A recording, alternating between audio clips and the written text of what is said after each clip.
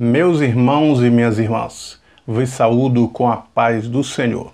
Sou o professor Gesiel Costa e este é o seu canal EBD em Ação. Um canal feito especialmente para você, para abençoar a sua vida com os subsídios históricos, com os subsídios culturais, com os subsídios teológicos, querendo ajudar os professores e as professoras para que tenham uma aula abençoada, para que possam receber e agregar mais conhecimento aos seus planos de aula e aos seus objetivos com as aulas dos nossos jovens. Na lição de número 6, datada de 5 de agosto de 2018, estamos estudando o terceiro trimestre dos jovens, tratada sobre os milagres de Jesus. E nesta lição de número 6, o título é O Milagre da Multiplicação. Então é um milagre que Jesus fez multiplicando os pães e os peixes. O texto de estudo, o texto áureo, está escrito: E Jesus tomou os pães e, havendo dado graças, repartiu-os pelos discípulos e os discípulos pelos que estavam assentados, e igualmente também os peixes, enquanto eles queriam. João 6 e 11. A síntese, o milagre da multiplicação dos pães e dos peixes, evidencia o compromisso do Evangelho em alcançar o ser humano de forma completa. O texto de João 6 diz que uma multidão seguia Jesus para o outro lado do mar de Tiberíades. Então, uma grande multidão seguia Jesus. E os ensinos de Jesus se elevaram até tarde. E naquele dia, um menino, um adolescente, ele pegou seu lanche da tarde, 5 pães e 2 peixinhos, para ir ouvir os ensinos do Mestre. Nós observamos que Jesus era dispensado dos templos, rejeitado dos templos dos judeus, porque os judeus não conseguiam comungar com ele, porque ele falava as palavras que as pessoas queriam. É bom que se diga que no templo, as mensagens dos demais rabinos, dos sacerdotes, eram uma mensagem requintada que não atingia o coração do povo. Jesus falava o evangelho simples, na linguagem do povo, como, por exemplo, as parábolas ilustrativas, ilustrava aquilo que o povo vivia na realidade. Por exemplo, o semeador saiu a semear. As pessoas todas eram semeadores, sabiam lidar com as sementes. Então, quando Jesus ele usa essas figuras nas parábolas, ele estava falando a linguagem do povo, não era mensagem requintada que o povo não se interessasse, mas sim mensagem que o povo gostava de ouvir e entendiam, desde os mais velhos aos menores, desde os rabinos, doutores que sempre estavam ouvindo as mensagens de Jesus, quanto aquelas pessoas menos favorecidas com o conhecimento. Jesus atingia a todos, inclusive as crianças, e nesse caso nós temos um adolescente que estava ouvindo, atento. Quem sabe naquela manhã aquele menino saiu com o seu lanche, pediu para sua mãe, e ouvindo os ensinos do mestre, ele esquece de lanchar, porque os ensinos estavam muito chamativos, prestavam muita atenção, as pessoas estavam muito envolvidas com o ensino de Jesus, que ele esqueceu dos pães e dos peixes, que ele levou para o seu lanche. Só veio a lembrar, possivelmente, depois que quando alguém falou em comida, em almoço, quando chamaram Jesus e etc. E nós temos lições aqui. Então o primeiro ponto que nós observamos é o seguinte: Jesus, quando a multidão, Jesus despede para que eles possam comprar alguma coisa, os discípulos falaram para Jesus. Jesus falou assim: dá-lhe voz de comer. E quando Jesus chama Filipe, faz o teste, dizendo assim: aonde compraremos pães para este comer? Jesus estava experimentando a fé do seu discípulo. Porque se fosse outro, iria dizer assim: Jesus, eu já ouvi os milagres que tu fez anterior, o milagre da multiplicação da água em vinho, então você pode ter muito poder. Ou então alguém poderia dizer: eu vi tu curar o paralítico no tanque de Betesda. Então tu podes fazer um milagre extraordinário na multiplicação dos pães e dos peixes. Mas parece-me que eles já haviam esquecido desse milagre, ou não se lembraram, e ficaram, nesse experimento da fé que Jesus fazia deles, ficaram sem uma resposta sólida. Então eles precisavam ter a fé sólida, um conhecimento sólido. E Jesus estava fazendo esse experimento com os seus discípulos. Aonde compraremos?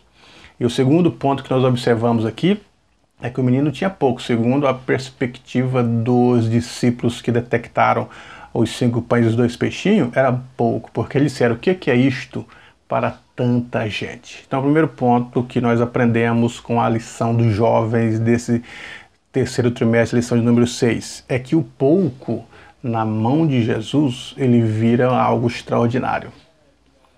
O pouquinho na mão de Jesus, Jesus faz coisas grandiosas. Por isso que a exigência de Jesus é uma fé pequena, tamanho de um grão de mostarda. A gente não precisa fazer muito, desde que seja de confiança e de coração. A viúva, quando ela coloca a moeda no gasofilácio, era uma moedinha. Jesus disse, olha, ela deu pouquinho, só que é tudo que ela tem. Quer dizer, a fé dela é extraordinária e esse feito causou algo grandioso para a vida daquela mulher.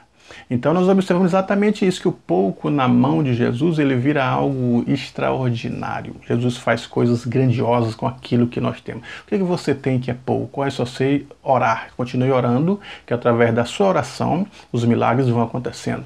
Eu só sei louvar. Então continua louvando, que Deus, através do seu louvor, vai atingir o coração das pessoas. Eu consigo entregar um folheto, consigo dar uma oferta, consigo contribuir, consigo dar um testemunho, então continue fazendo, que o pouco na mão de Jesus vira esse milagre extraordinário que nós observamos exatamente aqui.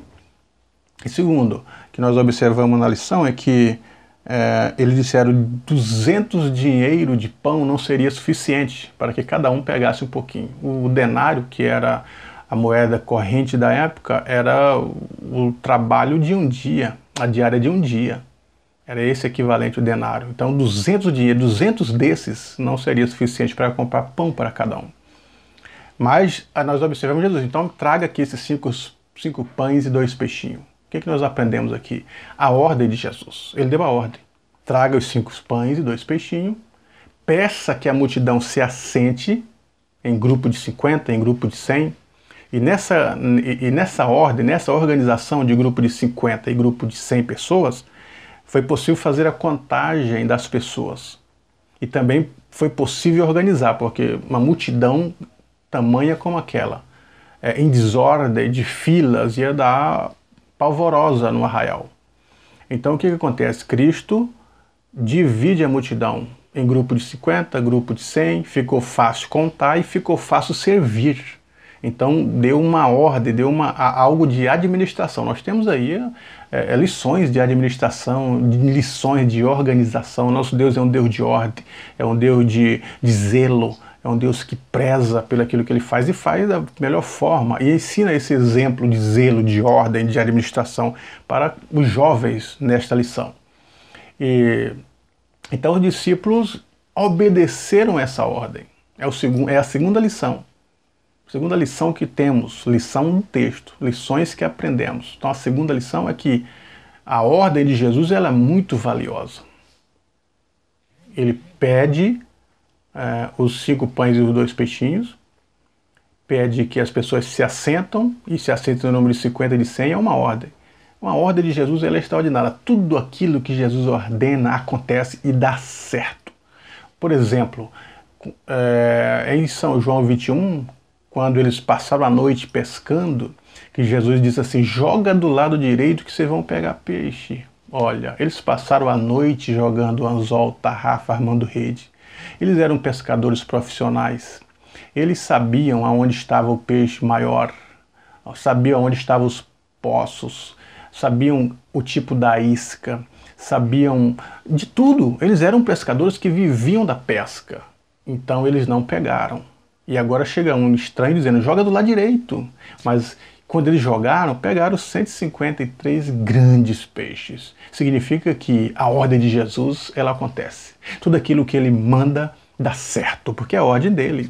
Observe que Jesus disse assim, vão buscar um jumentinho. Mas aonde? Vocês vão descer na rua e vão encontrar uma jumenta com um jumentinho. Desata o jumentinho e me traga. E alguém até questionou, como se estivesse dizendo para Jesus, mas você conhece o homem? É seu amigo? Alguém questionou. E se alguém perguntar o que estão fazendo com o animal? Jesus simplesmente disse, olha, só diga assim, o mestre precisa dele. E dito e feito, quando chegaram que estava desatando o animal, alguém gritou, o que vocês estão fazendo com o animal?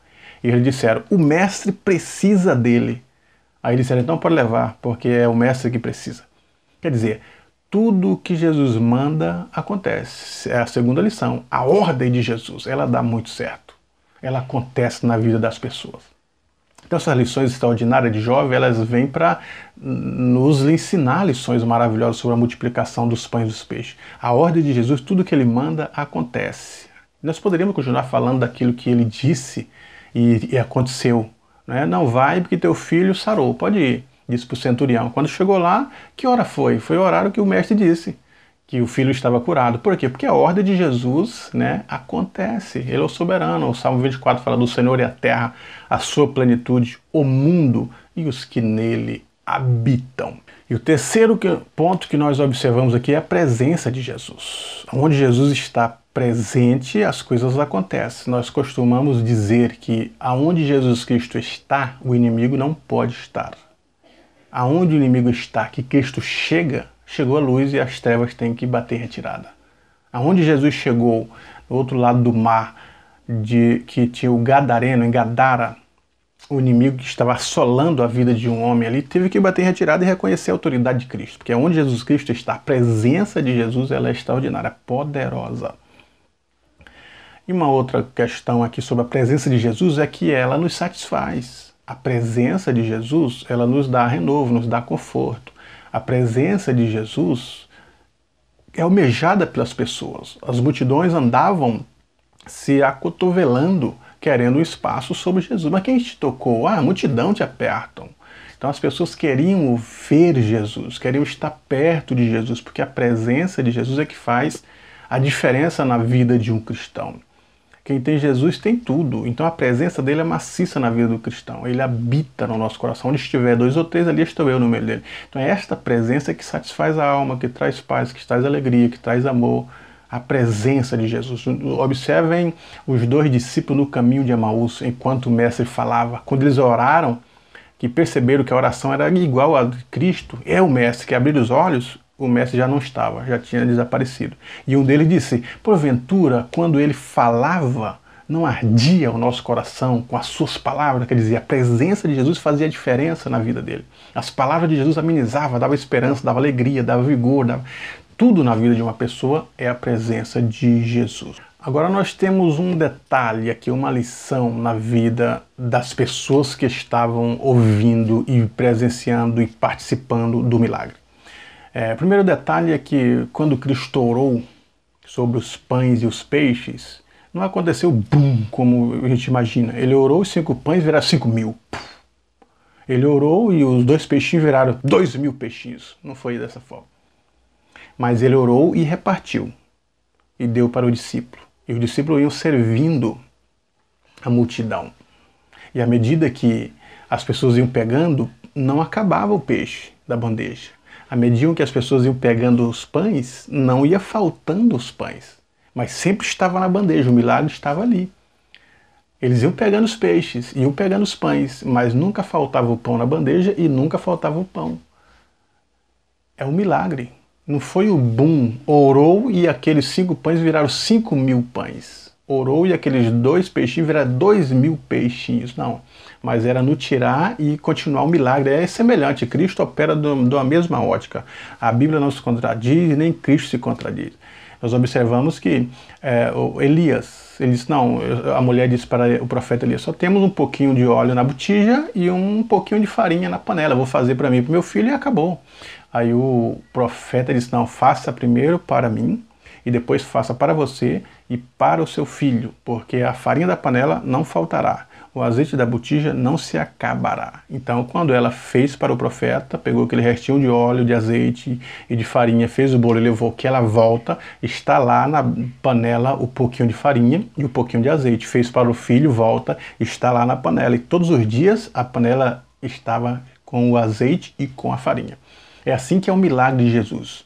Eles são semelhantes. Então, nos 5 pães e 2 peixinhos também da mesma forma, não faltavam. Agora, o detalhe da multidão é que a multidão, eles eram como que espectadores. Gostavam de ver milagres. Gostavam de ver o cego enxergar, o paralítico andar. Eles gostavam de ver a multiplicação e gostavam de se saciar. Nós temos um fator histórico aqui, é que Jerusalém estava sob o domínio de Roma, todo Israel. Roma dominava Israel. O poder mundial, o império que comandava os demais reis. Então ela mandava e subjugou o Israel. Israel pagava altos impostos para Roma, como vemos cobradores de impostos como Mateus, que era odiado pelas pessoas, cobravam impostos até de árvores. E então assolou Jerusalém. Nesse período, Jerusalém está sem a saúde pública, está sem trabalhos, está sem alimentação, sem emprego, as pessoas estão vivendo no caos. A quantidade de lepras, a quantidade de doenças, de cegueiras, que as pessoas não tinham saúde pública, porque Roma assolava, só queria o dinheiro, era extraordinário. Foi nesse cenário que Cristo aparece, no cenário em que as pessoas viviam desprezadas pelos governos. Nós vemos o Herodes, que era o governador da Galileia, Herodes que construiu um magnífico templo. 40 anos, 38 mil trabalhadores, 40 mil trabalhadores e 38 anos para construir um templo magnífico. Mas quem ia pagar seria os judeus. Os judeus que iam pagar os impostos, os estáter. Quando Cristo disse, vai lá, Pedro, pesca a moeda, tira do peixe e paga os impostos. Os impostos eram cobrados dos templos. Os impostos eram cobrados do templo de Herodes. Então as pessoas tinham que pagar por usufruir do templo de Herodes. Eles só podiam cultuar se tivessem os impostos pagos. Então as pessoas viviam em depravação em relação a essas questões da saúde, da alimentação, dos trabalhos. E Jesus chegou curando as enfermidades, expulsando as enfermidades. Jesus chegou expulsando as enfermidades, Jesus chegou alimentando as pessoas, então a multidão ficou fã de Jesus. Mas Cristo percebe, por ser Deus, ele percebe que a multidão é fã. São espectadores, gostam de assistir a programação, mas não querem servir Jesus. Então, naquele dia da multiplicação dos pães e dos peixes, que ele foi para o outro lado, o primeiro ponto é que eles queriam fazer de Jesus rei. Eles pensaram, olha, um homem como esse, que tem poder, que tem milagres, que faz coisas extraordinárias, pode ser o nosso rei, o nosso governador, e nos livrar do Império Romano, por abaixo do Império Romano. Mas Cristo não veio, ele disse, meu reino não é deste mundo. Ele não veio para estabelecer um reino material ainda. Ele veio para começar a reinar no coração. O reino de Deus começa no nosso coração. Eu tenho um vídeo falando sobre o que é o reino de Deus. Então aqui eu deixo nesse link. Pode acessar aqui esse título no YouTube, o que é o reino de Deus, nesse endereço que vocês vão assistir o que é o reino de Deus. Mas o reino começa no coração. Se alguém me ama, guardará a minha palavra. E meu Pai o amará. E viremos para ele e faremos nele morada. Então ele mora no coração e reina. Quem mora, reina. Você mora na sua casa como se fosse o rei. Você tem um domínio. Então se você quiser vender a casa, vende. Eu quero trocar, eu troco. Eu quero doar, eu dou. Eu quero pintar, quebrar, reformar, aumentar. Você é o dono. Então, quando Cristo mora na nossa vida, na nossa casa, conforme o escritor aos Hebreus fala que nós somos casa de Deus, morada de Deus. Paulo fala aos Coríntios que nós somos templo de Deus. Então ele mora, ele reina. Então o reino começa no coração. E daqui para fora, quando fazemos a obra, principalmente a obra de libertação, libertar as pessoas escravas do pecado e trazer para o reino de Deus, como Paulo diz, transportando das trevas para o reino do Filho do seu amor. Isso é reino de Deus. Em Mateus 12, 28, ele fala, se eu expulso o demônio é porque é chegado a vós o reino de Deus. Então esse é o reino que ele veio fazer. Não estabelecer um reino político que as pessoas esperavam. Então nessa multiplicação dos pães e dos peixes quiseram fazer dele rei, mas um reino político. E ele veio primeiro no reino espiritual. Em domínio espiritual, libertando a alma, libertando o corpo das pessoas das trevas do pecado e transportando para o reino do Filho do seu amor, restaurando essas pessoas pela salvação, regeneração, santificação e pela justificação. Então, quando quiseram fazer dele rei, ele foi embora para o outro lado do mar. E a multidão no outro dia estavam buscando, procurando, e alguém informou. Ele foi para o outro lado com seu discípulo. E a multidão pegaram os barquinhos e foram para o outro lado. Chegando lá, diz João, que eles disseram para o mestre, Mestre, quando chegaste aqui, porque te procurávamos e não te achávamos? E Jesus então responde para a multidão, vós me buscais e me procurais, não porque crestes em mim, mas porque comeste do pão e vos saciaste. Aí ele começa, naquele dia parece-me que não teve milagre. Só teve lições dizendo trabalhar não pela comida que perece, mas pela comida que permanece. Quer dizer, aquelas pessoas eram espectadores, gostavam de ouvir a palavra, gostavam do conforto do mestre, as palavras que amenizavam, as palavras que deixavam o ânimo levantado, mas não queriam seguir Jesus, não queriam aceitá-lo, não queriam a sua palavra. Então algo interessante que nós observamos aqui ainda hoje. Muitas pessoas gostam de estar no templo. Estão até na beira do caminho, como diz a parábola, até vão no culto, gostam de ouvir uma boa mensagem, uma boa palavra, um bom ensino, tem amizade. Alguns até entregam o dízimo, mas não é só isso que Cristo quer. Ele quer o quê? Quer que eu e você sigamos, entregamos a vida a Ele, servimos a Ele com fidelidade e amor e obediência à sua palavra. Aí sim, as bênçãos são com efeito maior, os milagres virão com efeito maior, porque nós somos filhos de Deus e fiéis. Que Deus em Cristo te abençoe, meu professor, minha professora, que você tenha uma boa aula neste dia com os nossos jovens.